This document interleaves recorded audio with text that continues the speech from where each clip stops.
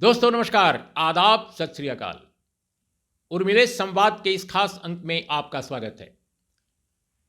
इस वक्त देश के 5 राज्यों में असेंबली इलेक्शंस की धूम मची हुई है।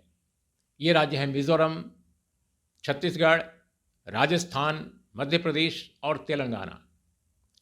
लेकिन दोस्तों 5 राज्यों की जंग जो बहुत महत्वपूर्ण है भारतीय जनता पार्टी के लिए, बेहद जरूरी लड़ाई है, उसे छोड़कर केंद्र के गृह मंत्री, भारत के गृह मंत्री, अति शक्तिशाली सरकार के नंबर 2 अमित शाह जी बिहार में लोकसभा की लड़ाई लड़ने कल आ गए थे। और आज जब मैं आपसे बात कर रहा हूं तो आज भी बिहार से लेकर के और आसपास के सूबे, झारखंड वगैरह सब जगह उनकी धूम मची हुई है। मीडिया में सारे अखबार अमित शाह जी की रैली की लीड खबरों से भरे पड़े हैं। तो देखा जाए तो बिहार में लोकसभा के चुनाव की रणभेरी बज चुकी है और आवाज दी है अमित शाह ने। अमित शाह ने क्या कहा? मुजफ्फरपुर की अपनी रैली में अमित शाह जी ने कहा कि 2014 में मोदी जी को बिहार के लोगों ने 40 में 31 सीटें दी थी, 40 में 31 सीटें दी थी। 2019 में 40 में 39 सीटें दे दी और 2024 में आप लोग यानी बिहारवासी 40 में 40 सीटें दीजिए। ये आह्वान अमित शाह जी, ये अपील अमित शाह जी बिहार वासियों से कर रहे हैं और तब कर रहे हैं जब अभी लोकसभा चुनाव 6 महीने से अधिक के आसपास बाकी है। विधानसभा के चुनाव चल रहे हैं 5 राज्यों के। अब आप सोचेंगे कि तेलंगाना को छोड़कर, मिजोरम को छोड़कर, मध्य प्रदेश को छोड़कर, राजस्थान को छोड़कर, छत्तीसगढ़ को छोड़कर आखिर क्या वजह है कि अमित शाह जी बिहार चले आए? पूरा देश उनका है, वो पूरे देश के गृह मंत्री हैं, कहीं भी जाएं।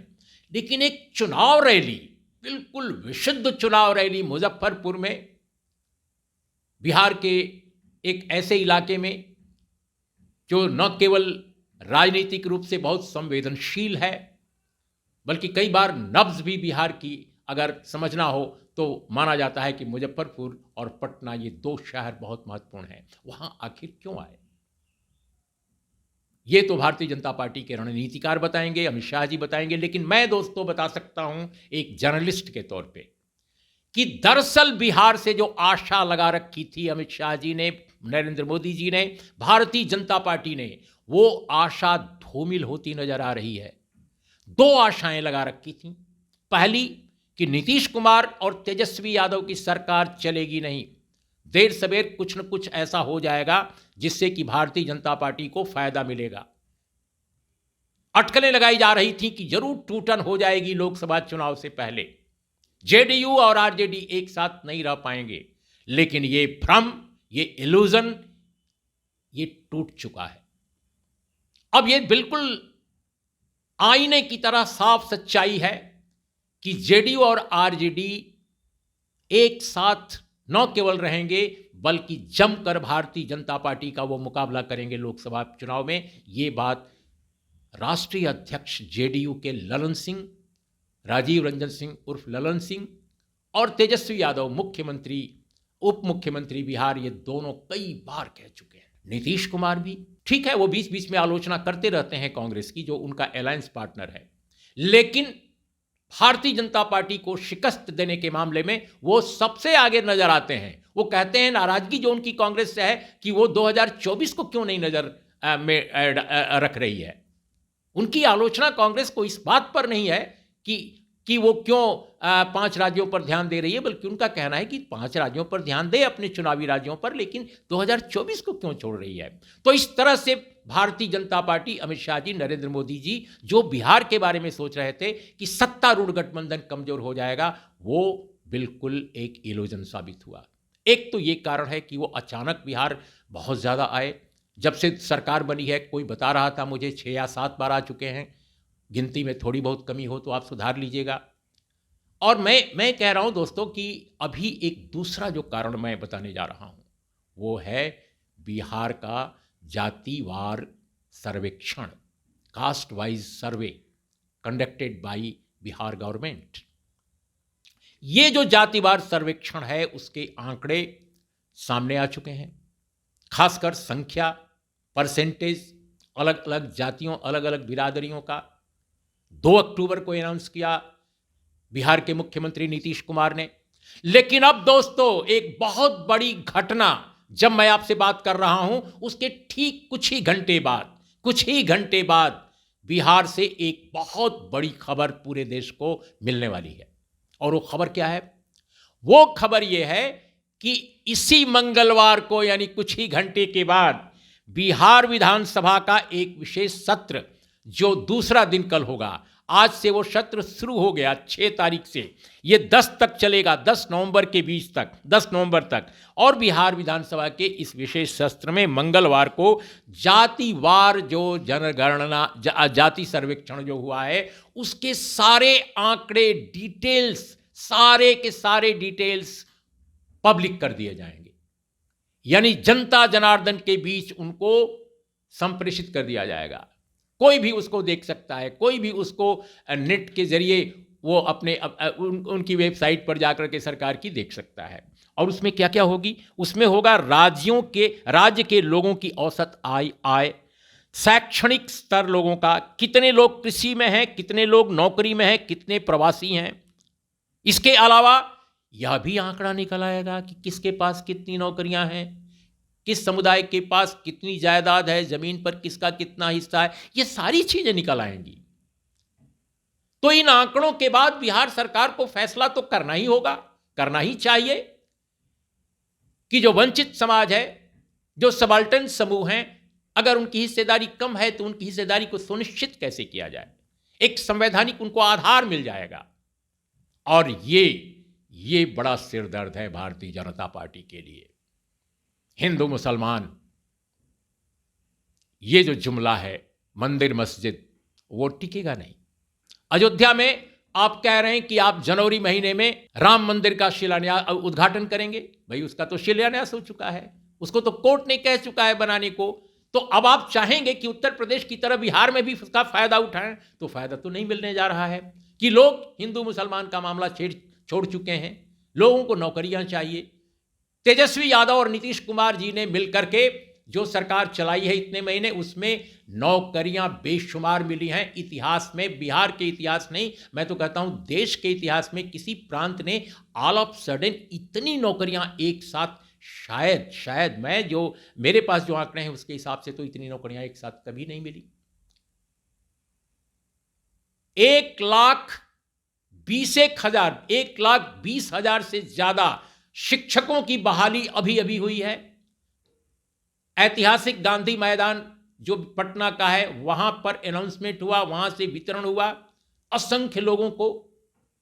1,20,000 से ज्यादा शिक्षकों की भर्ती ऐलान नहीं हुआ है, नौकरियां दी गई हैं। और दोस्तों 4.5 लाख नौकरियां अब तक मिली हैं लोगों को, जब से नीतीश कुमार की अगुवाई में आरजेडी, जेडीयू, कांग्रेस गठबंधन और वामपंथियों के समर्थन से जो एक गठबंधन की ये सरकार आई है तब से। तो नौकरियों के मामले में ये रिकॉर्ड अद्भुत है।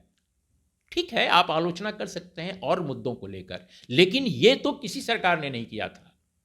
तो ये जो ताकत बढ़ती नजर आ रही है महागठबंधन सरकार की, इसने अमित शाह जी को भोपाल से, रायपुर से, हैदराबाद से, आइजल से और जयपुर से अलग किया, खींच करके वो मुजफ्फरपुर लेकर चली आई कि भाई ये जातिवार जनगणना के आंकड़े तो 2 अक्टूबर को आ गए, अब डिटेल आंकड़े आ रहे हैं मंगलवार को, उसके पहले कुछ होना चाहिए। मैं नहीं जानता, मुझे नहीं मालूम कि ये कितने दिन पहले ये कार्यक्रम बना था, लेकिन जिस शिद्दत के साथ इस कार्यक्रम में जातिवार जनगणना पर ही अमित शाह जी ने हमला किया, उससे तो यही साफ नजर आता है। हो सकता है कि उन्होंने कई सप्ताह पहले ये कार्यक्रम बना लिया हो, लेकिन कहा क्या गया मुजफ्फरपुर की रैली में?